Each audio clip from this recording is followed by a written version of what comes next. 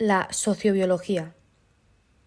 La sociobiología o biología social es un enfoque de estudio de las sociedades humanas a partir de las bases biológicas de las conductas sociales de los animales, incluyendo los humanos, como la cooperación, la agresión, la territorialidad, los sistemas sociales y la elección de pareja.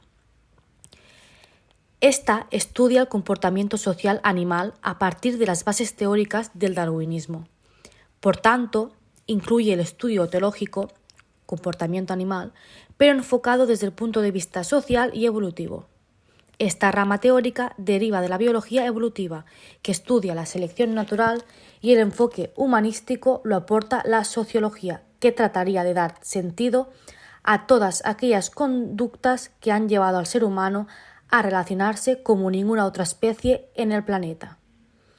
La selección cultural podría ser el término que definiese y explicase el funcionamiento estructural y variado que existe en las sociedades humanas. Esto se debe a que cada cultura promueve y selecciona ciertas características favorables. El padre de la sociobiología es Edward Osborne Wilson. Su teoría sobre el altruismo tuvo gran repercusión en la sociedad científica de la época. Como experto en el comportamiento de las hormigas, defendió una teoría sobre las conductas altruistas fundamentada en los genes. Según Wilson, el altruismo era seleccionado naturalmente en función de la adaptabilidad de las especies en su entorno. Por ejemplo, las hormigas que estudiaba necesitaban que sus genes estuvieran marcados para poder cooperar y relacionarse de forma tan compleja. Sin embargo, cualquier depredador suele vivir aislado o en grupos muy reducidos con solo un macho dominante. Existen tres conceptos en las aportaciones de Wilson.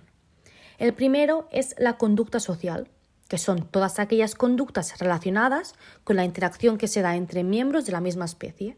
Seguidamente, el éxito reproductivo, que está relacionado con el número de veces que un animal transfiere genes a una descendencia.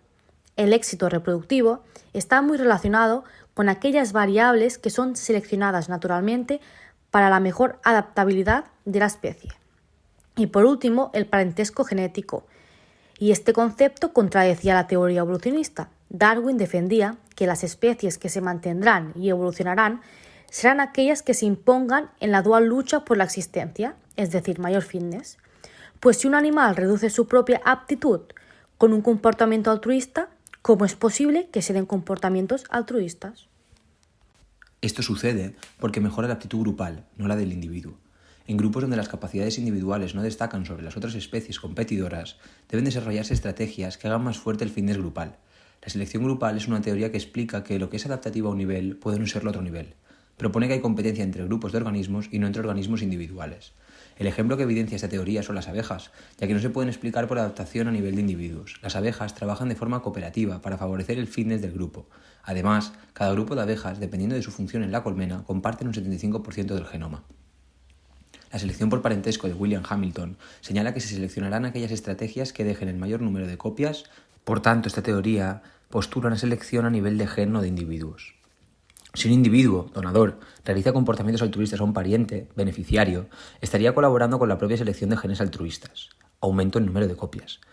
Es importante que el coste a corto plazo de un individuo en ayudar a otro sea devuelto a largo plazo para que se mantenga. Un ejemplo son los murciélagos, que por las noches regurgitan sangre para alimentar a miembros del grupo y no buscar alimentos. El altruismo recíproco de Robert Trivers justifica cómo es posible que se den comportamientos altruistas entre miembros de diferentes especies, también entre congéneres. Esta teoría se basa en el principio de reciprocidad. El balance de coste-beneficio del individuo es favorable en la relación entre dos animales. Por tanto, los dos aumentarán sus posibilidades de repetir conductas en el futuro. Un ejemplo es el de los tiburones y los peces desparasitadores. Otra visión biológica, pero contraria a la sociobiología, es la propuesta por Richard Dawkins sobre el gen egoísta. También considera que los genes quienes determinan el comportamiento animal, pero, en este caso, defiende que los individuos son meros transportadores de genes, y un gen sigue existiendo si el organismo se reproduce. Por tanto, tratará de favorecer al individuo para que su expresión se mantenga. El egoísmo es una forma de explicar conductas que favorecen a individuos, y en consecuencia la transmisión de estos genes portadores. Un ejemplo muy claro son los monos verdes. Estos han creado una llamada de alerta ante posibles peligros de depredadores. Pues bien, algunos falsifican las llamadas para obtener beneficios propios, así como el alimento. En definitiva, el altruismo es uno de los conceptos claves en la sociobiología. Explica comportamientos incluso poco adaptativos para la propia supervivencia del individuo. Pero, ¿cómo extrapola la sociobiología su base teórica a la conducta humana? Pues en la expresión del genoma. Los sociobiólogos no rechazan la influencia del ambiente sobre el comportamiento individual, pero no puede ser solo el ambiente quien explique el cambio organizacional y estructural que nos hizo pasar de ser nómadas que vivían en pequeños grupos a sedentarios en multitud. Parece una obviedad que la adaptabilidad del ser humano en grupo favorecía su supervivencia y reproductividad. Por tanto, debe haber algo más que los desencadenantes del entorno. Nuestros genes deben motivar estas conductas a partir de impulsos e instintos, ya que el ambiente nos proporciona los incentivos.